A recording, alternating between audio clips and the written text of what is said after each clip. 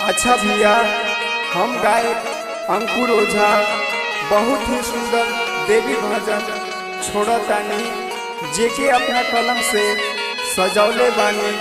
RB राज भैया आशा ना पूरा विश्वास बा प्यार दुलार भरपूर मिली। जेकर सहयोगी शैलेंद्र भैया और साथ में रोहित ओझा जी बानी। क्या बात है ब्याजी, आई सुनाई। जल्दी से खोला ना केवड़िया, भगतन के शोर हो गई। अरे जल्दी से खोला ना केवड़िया, भगतन के शोर हो गई। जल्दी से खोला ना केवड़िया, भगतन के शोर हो गई। जागो जागो भैरू के बहिनिया, दुनिया में भोर हो गई।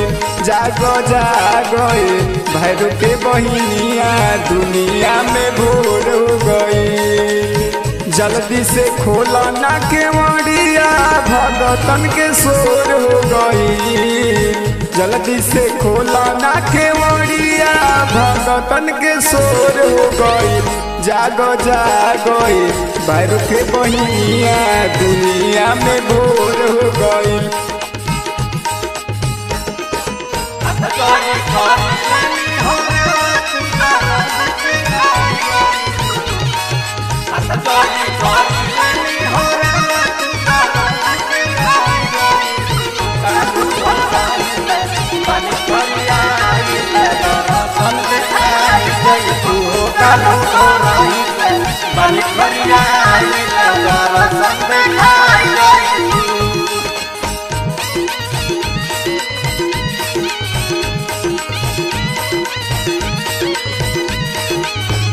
अरे डलिया से फूल देख लागल होगी रे, होखे लागल भीड़ माई देख धीरे धीरे।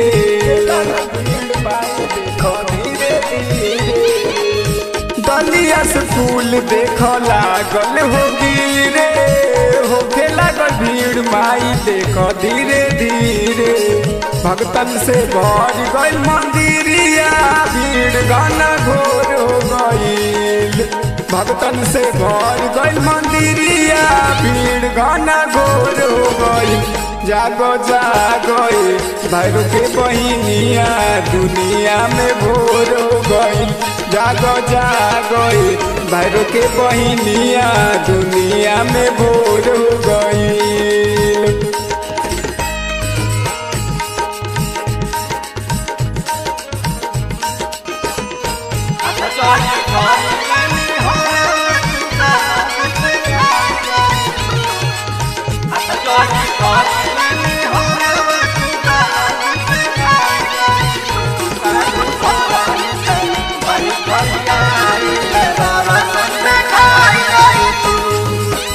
हाथ जोड़ी आरबी राज अइले हो सोझा, नहिया लगैले आके अंकुर ओझा।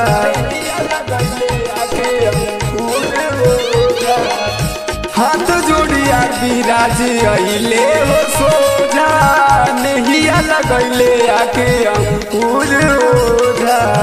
कैले बारू काहे तू देरी, आखी मानवा में थोर हो गइल। कैले बारू काहे तू देरी, आखी मानवा में थोर हो गइल। जागो जागो भैरू के बहिनिया, दुनिया में भोर हो गइल।